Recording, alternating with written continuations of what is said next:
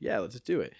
So do you think that is the hook for photographers, is that they're just really natural travelers and they have such a hunger to see the world? Which it's I think so. It's kind of funny. It's not like the case for me though, because until I started shooting, I had no desire to travel or see the world. I was just like, yeah.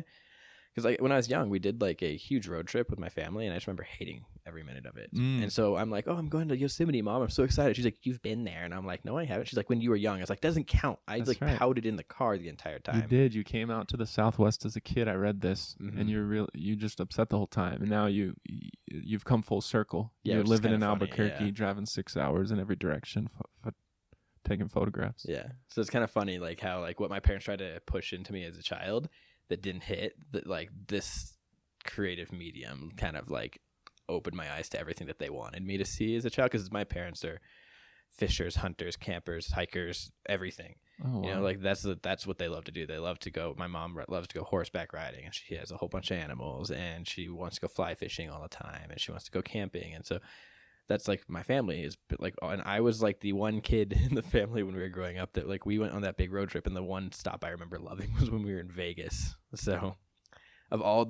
we camped like on the beach on the Pacific coast, like in Big Sur, and went to Yosemite and Yellowstone and all these beautiful places. And I was like, Vegas was sick. The volcano at the hotel erupts. It's so cool. Like that was like the one thing I remember enjoying. Yeah. Do you think like similarly to how they say you should play babies classical music, do you think the early exposure to the Western landscape makes you a better photographer this second time around? I think so, yeah, because there's like a lot of places that I've been like now that I hadn't been when I was younger, that my dad and my mom had like always told me like, this place is beautiful, you should go here. And like I had like maybe I have been, but like I don't really remember it full scale. And so like now like kind of bring it back around, it kind of just like brings up my childhood memories a little bit. So it's like, wow, wish I appreciated this more when I was younger, you know. Welcome to Behind the Scenes with Ian Beckley. The guest from episode 12. Ian's a 22-year-old landscape and travel photographer, off to an incredible start in his career, over 12 million impressions online of his photos. You've taught yourself mostly. Yes. And it actually, you haven't gone to school for photography. No, you're in business school actually, but you telling us a little bit about your upbringing, that your parents are outdoorsy and love to travel. And then you also, something else from your past that makes me think you're actually maybe were always destined to be a photographer, as you were an athlete. You played soccer. Yes. It might be a reach, but does athleticism help for a travel photographer? I'm imagining long hikes, maybe bending over the edge of rocks or something. Yeah, so it definitely helps because there's a lot of places that even now, because I'm not like in the same shape that I have been, but like there's places that you can't get to unless you are in proper shape. So what's like an example? What's the most difficult, grueling, or maybe just like you had to jump across a canyon, or like what required the most athleticism from you? So I did a backpacking trip up to Lake Catherine in the Santa Fe National Forest, or the Pecos, like one of the two. It's on the back of the mountain in Santa Fe, and that was like a 7-hour hike up, and that was a hard hike, and I don't even know if I could do that right now personally, but there's like a lot of places that I would love to go. Like if I was in Seattle and I wanted to go to like the Mount Rainier National Park, and I went there first, took some photos, and I'd heard of a few hikes that I like heard of like the distance on them, and I was like, I don't know if I could make that in one day. Yeah, and it's hard because you're carrying all your camera gear. How much does that add up in weight? It adds a lot, yeah, because I carry 2 cameras on me. So okay, is it like an extra 30 pounds? Probably 30 to 40 pounds, yeah, and I carry them everywhere I go, so they're in my camera bag is my school bag as well, so I have my cameras on me in class as well. Do you have like lightweight tripods or something? Is there a strategy to this? I have a lightweight tripod comparatively to other tripods. It's still not that light. I could get lighter. I could get like a carbon fiber one, but they're like $500. But I do if I start doing more of that type of stuff, like more backpacking trips for photography, I would probably try to consolidate my gear and lighten it down. Are you making compromises already artistically, like in terms of like which lens you bring so that your backpack's lighter? Yes, and there's some situations where I can't bring a backpack. So like depending on certain situations I'm shooting, there's not room for me to bring a backpack. If I'm shooting like a certain concert or something like that, I will just bring one camera and one lens, and so I've just got to pick. Very cool. Yeah. So your life is so full. I'm actually amazed by this. You're a business student. You're finishing up your 6-year-long commitment to the Air Force, and you're also self-employed as a professional photographer. How are you balancing all of this? What's the secret to young artists listening that aren't even at the starting line yet, paying rent with a day job so that they can create freely? Mm-hmm. How have you arrived at this point of like 3 different, very difficult tasks? So luckily the Air Force is very, very structured. I'm not active duty anymore, so I only am on base every once in a while.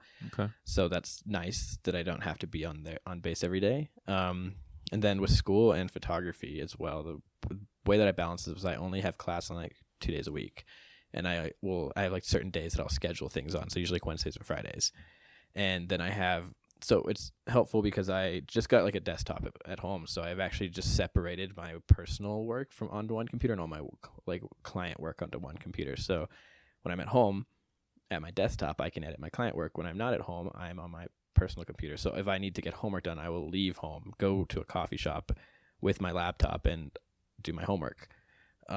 So I just found that like those 2 things, I've separated them. Like now, like before it was more separated, like emotionally, like go different places. So when I wanted to do homework, I'd go on campus and go into the library, and that would kind of get me in that mindset.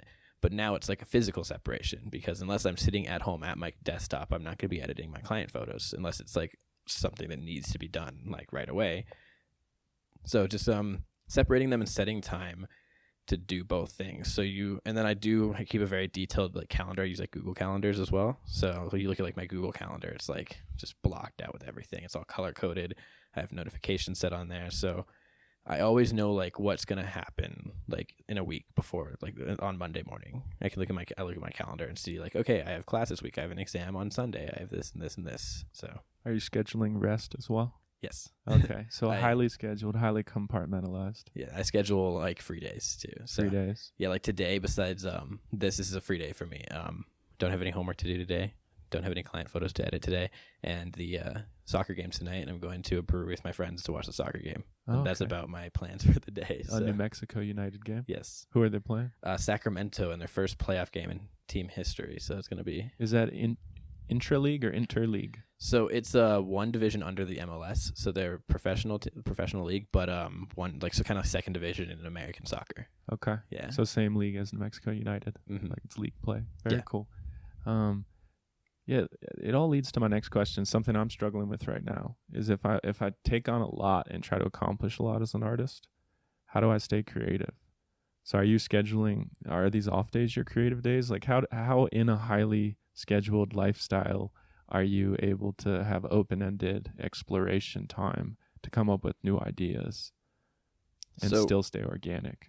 So I make sure that I have like I set time aside to work on personal projects. And I think that's a really big thing with creatives in general is we can do a lot of work for clients. We can do a lot of work for people that it may be something we enjoy, but it may necessarily not be something that's as creatively opening. Like shooting for breweries is not something that's going to spark my creativity. I do enjoy it, but I do set time for personal projects. I'll set time for like I've mentioned his name a few times, but Riley, like him and I will go grab a coffee and we'll talk about like our personal projects we want to work on, and we'll take notes. And and we actually, and this is a really huge benefit of having like good friends to keep you accountable. Is like we met for coffee and I talked about like articles I wanted to write, and he's like, October 1st, you said you want to do these 2 articles. They better be on your website on October 1st. I'm going to check in with you. And I had those 2 blog posts on my website before October 1st. And so he like kind of kept me accountable for that. And I did the same for him. So we kind of talked about the personal projects that we wanted, or the projects that we wanted to creatively be involved in, and when we want to do them, and then kind of a little bit more back and forth about ideas. And then we kind of hold each other accountable. So that's very helpful to have people like that around. Yeah. Peers it's so big. I've heard that groups of artists, groups of businessmen, groups of people emerge together. It's not like a solo journey. It's true. It's very true. Like a feeding of energy and information and aspiration. So that's nice to hear. Yeah, I was talking with one of my friends 2 days ago, and we were really talking about it's so great to see all of we're all like doing well right now. Like we're all doing things that we love. We're all getting better.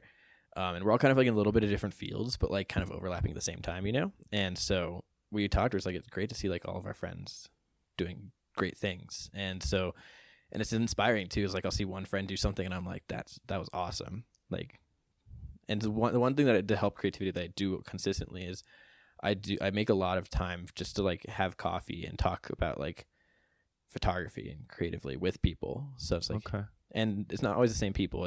There's a lot of people there more often than others, but I'll just like message somebody like, hey, you want to grab coffee later? Let's talk about like the show. Let's talk about like this shoot. Like, let's go talk about photography. Yeah. So new ideas Yeah. feed your well. And you don't even necessarily even have to go in it with the mindset of wanting to get new creative ideas. Yeah. But when you're around other creative people, that just happens. Yeah, it's like lightning. Yeah. I love that. Would you rather shoot a celebrity wedding, like let's say Brad and Angelina get back together, they remarry, or would you, or a sunrise in Antarctica A sunrise in Antarctica. Geographic? Yeah. Okay. 100%. Really? One, I don't like shooting weddings very much. So, I don't know. I feel like I'm not trying to disrespect any wedding photographers. I feel like weddings are so like disingenuous. Like it sounds really weird, but because you're capturing like this very genuine moment, but it feels so disingenuous because there's like certain types of photos you have to get. Yeah. And I don't like same thing. I don't like shooting portraits. I don't like shooting set up portraits. I like shooting street style portraits. I like it when someone doesn't see me take the photo necessarily because like it's a different emotion when someone knows it's happening. It's a different picture. It's a different story. And so I love street style stuff. Like, so I'll shoot a wedding as a second photographer. I much more enjoy that. Oh, as a second. That's where cool. The main photographer, he's focused on like the bride and groom photos, the kiss photo, the vows, and I can just kind of float and capture the emotions of people like naturally. And I don't have the stress of having to get these certain moments. So that's why I really want to do the wedding, personally. And then also shooting for National Geographic is like a life goal. So how long do you think that would take? Like, what's the normal wait time? That sounds like trying to become Pope. Like, you get asked someday, you get tapped on the shoulder. So, I don't know if I would hope within like the next 10 years. 10 years. Yeah. Just because I want to, if I like approach to do something for National Geographic, I wouldn't want to just do photos. I'd want to write for them as well. I'd want to like do a whole piece where it's like, I was shooting and editing and writing at the same time. And so I would love to do like an entire like piece on it to like highlight a culture or a location or some type of experience. So yeah, photography is inherently interdisciplinary. That's something I'm learning from you. It's not just about the camera and the image. Yeah. It's about a story. And one thing that I've learned recently is that kind of writing with my photos, like doing like photo articles, one, writing can help the photo flow better and tell a story better, and two, the photos can help the writing flow better. Oh yeah, and tell a story better. I think you're a good writer. I've read a couple of your first 2 blog posts. Listeners can read them right now at beckleystudios.com. That's BKLY studios.com. Hear more in Ian's original episode. You wrote one about how to photograph the balloon fiesta, and then another one about hot spots, places for visitors to go in Albuquerque. Do you have other blog posts in the pipeline? Anything planned? What do you want to write about next? Yes, so my next one that I'm working on right now, it's just called Why I Shoot. Oh. And it's going to be a little more of like a personal piece. So not in collaboration with anybody, just personal. And I was going to talk about, basically going to write about like what it means to me to take photos, why I do it, and like what it's given me. And then I'm going to include like the photos that mean the most to me in it. So, because someone may see a photo on Instagram and be like, that's pretty, like, comment, this is sick, dude, quotations, you know? Yeah. But then they may not know that photo like holds something like really dear in like my heart. Like, and I have like a few that do, and not for any specific reason, but maybe just like emotions that I got out of it, or like situations that it makes me remember. So I'm working on an article just called like Why I Shoot. And any spoilers, any teasers, like I don't want to like steal your thunder. What is the reason why you shoot? So honestly, I got started because I was forced to. My mom was like, "Can you take photos at Balloon Fiesta for your grandfather to me to send over to him?" Like, and I was like, "I don't really want to." She like, gave me her 10-year-old Nikon D40X camera to borrow. I went to Balloon Fiesta, took some photos, kind of enjoyed it. Went back the next day, and then that's when I ran into Serge at Balloon Fiesta and his friend Emmerich, who's a full-time time-lapse photographer. And I was just like, they had crazy gear, so I was like, "Whoa, what's that?" And I just got like hooked on it, and so that's why I started. And like, and why I shoot has changed throughout like my career, which is something I'm going to talk about as well. But one of the things that like I've had like a realization about like in like the last year is that So my father, he passed away about 4 or 5 years ago.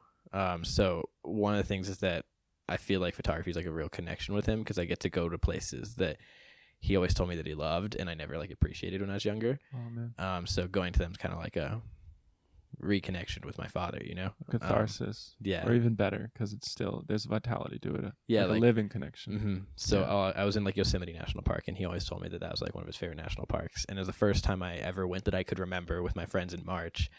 And we just hiked up a hill and sat on this hill overlooking Half Dome in Yosemite for hours. And I just like sat there and listened to the wind and the animals. And I was just like, Dad was right. This place is awesome, you know? Do you have prints that he took of these places that you can recreate? I have I don't have prints. He wasn't necessarily photography. He did take photos just when he adventured, but I have a photo book that my mom gave me of him and my mom doing like a road trip through Colorado. And like, and there's some funny backstories. Like there's a photo of him like on like a rock wall looking like he's climbing, but my mom said that she got like really low and he's like 2 feet off the ground. Ahead of its time.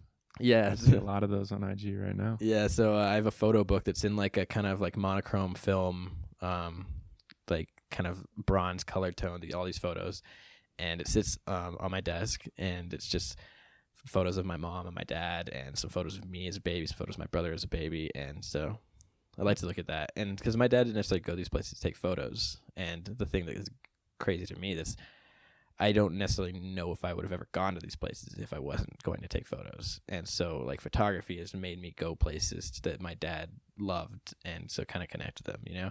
Yeah. So it's a vehicle in your life. Yeah. It's not just your profession. Mm-hmm. It's a lifestyle. And it wasn't like I decided that. I was like, I'm going to go here to take photos so that I can connect with my dad. It just kind of happened, you know? Mm-hmm. And yeah, it's definitely a lifestyle. I'm always thinking about like photography, like all the time. Yeah, you're thinking about a lot. Mm-hmm. I want to know. I mean, this resonates with me because I made the same choice. I dropped out of art school and majored in business. I want to know at the ripe age of 22 how, or I guess you made this decision a couple years ago, but why didn't you go to art school? Why are you doing business, and how does that play into your ideal future? So the main reason was that I did want to go into there's a program at UNM called the Interdisciplinary Film and Digital Media Program, Mm-hmm. Which I'd read as a good film and photography program. But I was already about 2 years into my degree, and I had found out that they wanted you to kind of go like into like a chain. So you wanted you to take class after class after class with like the same group of people. So first it would have pushed my graduation back a little bit. And I was currently in like the pipeline to like go to law school. My mom's a lawyer, so I was in a political science and psychology major. And so I was thinking about going to law school, and that was before I started shooting. And when I started shooting, I got really obsessed.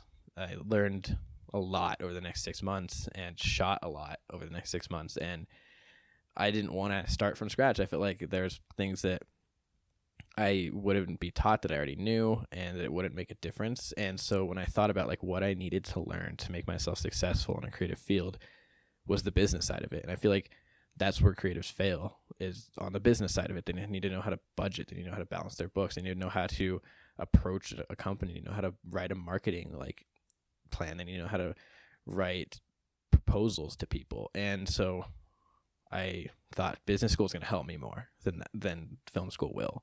Because in this day and age, everything you can learn, you need to learn about photography, videography, any creative aspect besides like movie producing, you can be learned online.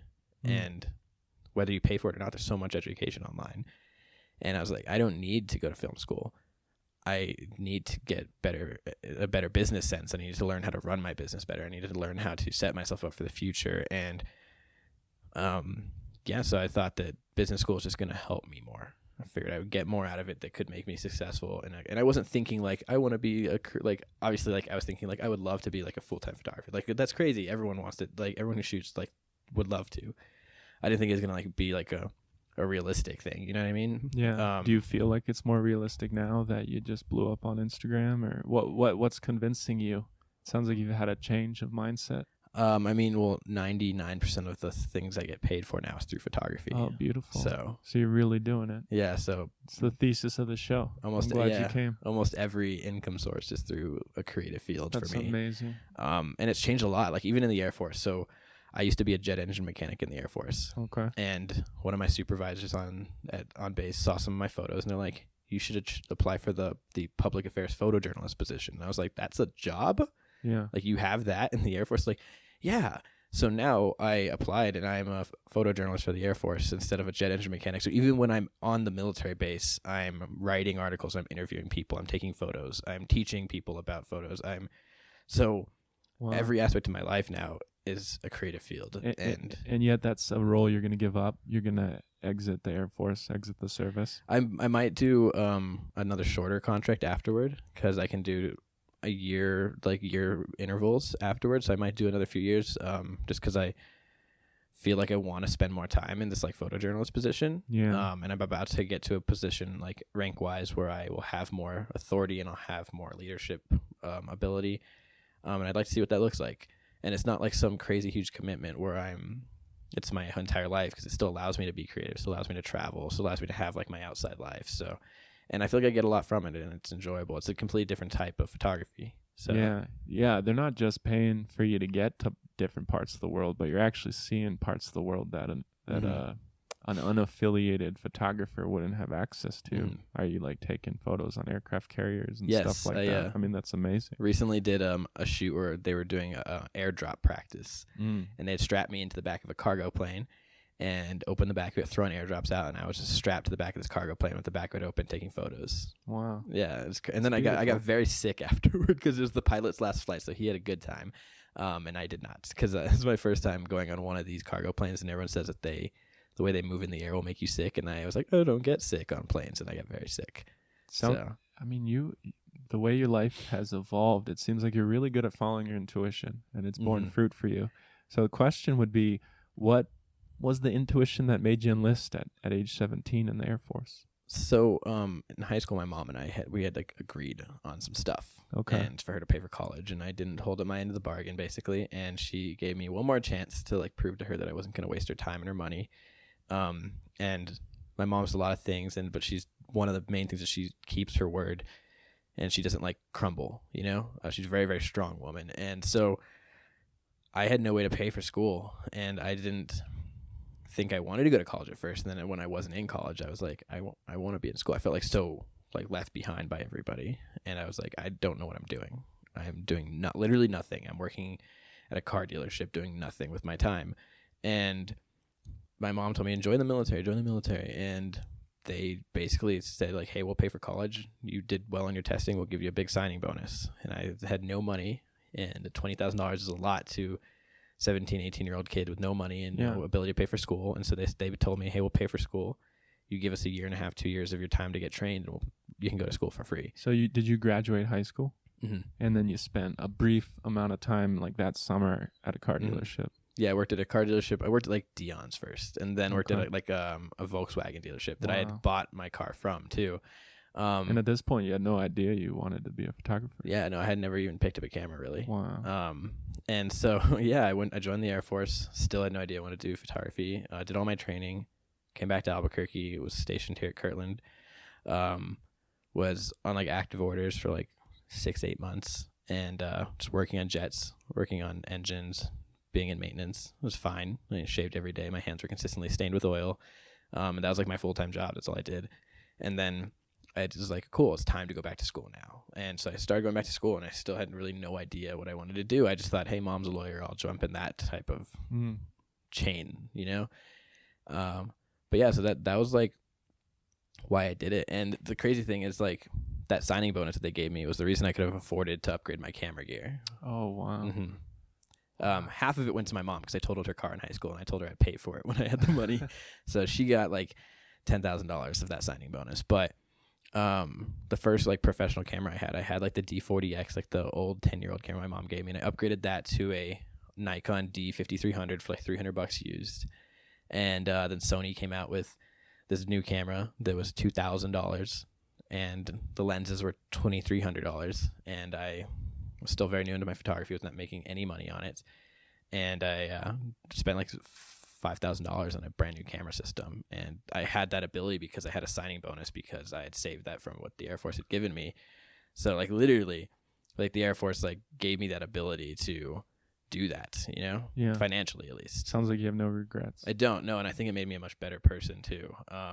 So the structure. Yeah, the structure. The stakes of the commitment, maybe at such a young age. Stakes of the commitment, it's like attention to details, being a part of like a team, being a part of like, because I remember I was in basic training and I got yelled at about a piece of lint on like my sock when I was rolled in my drawer. I was like, it's just lint on a sock. It took me a while to realize, but like that lint on a sock could have been like a loose screw on an engine that I didn't tighten all the way because my attention to detail wasn't there, and that could have killed a pilot if I didn't do that. And so it's just always built in your head to do everything like to the best of your ability, because there can be consequences. And also, like, one thing that a lot of people who aren't in the military don't really get about the military is that from the outside, it seems like in the military there'll be a lot of like segregation, you know, like where like different political views, different religious views, but like they don't let you be segregated. It's just like, I don't give this person is like gay, straight, bi, whatever, black, white, Asian, anything, like they're your brother, you're there for them, no questions asked. Yeah, and the military is diverse. it is. And I remember like there's so many people in the military, and like it doesn't matter like your background, you know, it doesn't matter what you had before, like everyone is there for you. And I remember like one thing that's crazy for me, we had a guy who got deployed and his wife had like a baby, and our supervisors like sent some of our like airmen to their house to help babysit so she could go to work, to help clean. They like walked her dog, they walked the dogs, they picked up the dog poop in the backyard, they made dinner, so she came home and they had babysat the kid all day, and there's dinner ready. And that's what they did instead of like fixing engines that day. Instead of being in maintenance, they did that. And it's because her husband was deployed and she didn't have that. She was all by herself with a newborn child. And like that's something that's like crazy to me.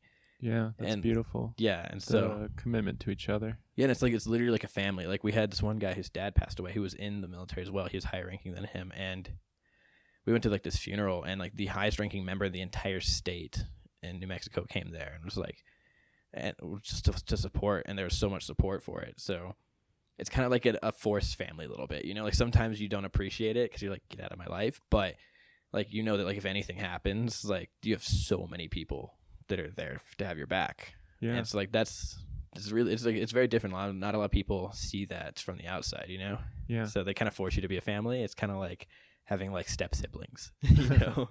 Yeah, so maybe your first forced family was soccer. You found one in the military. You mentioned in the main episode that you have a little crew emerging that you take photography with, trips with, but also interdisciplinary cross-pollination of creative ideas. And that leads me to a podcast you're thinking about starting. Yes. You blog about how to make photos, but you're thinking about doing an audio and video podcast. Yes. And you have like your first 3 episodes in mind. So what's planned? Tell us about this show.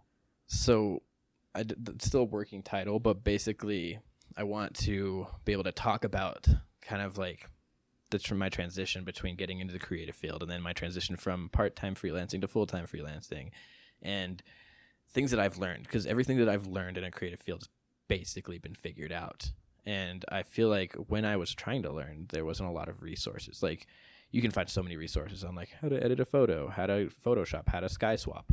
I don't want to talk about how to sky swap. I don't want to talk about how to color edit your photo. Like go on YouTube.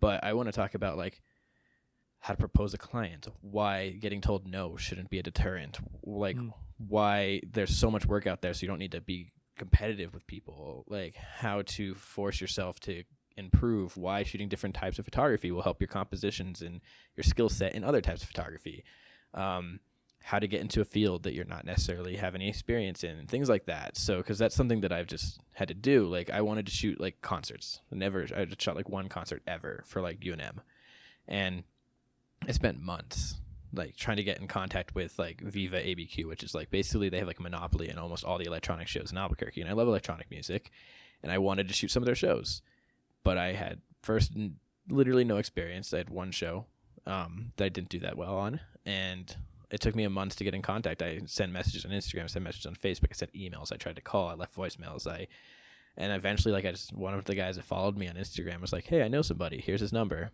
And I offered to shoot for free for them. I said, hey, I want to shoot this. I want to improve my portfolio. I want to get better.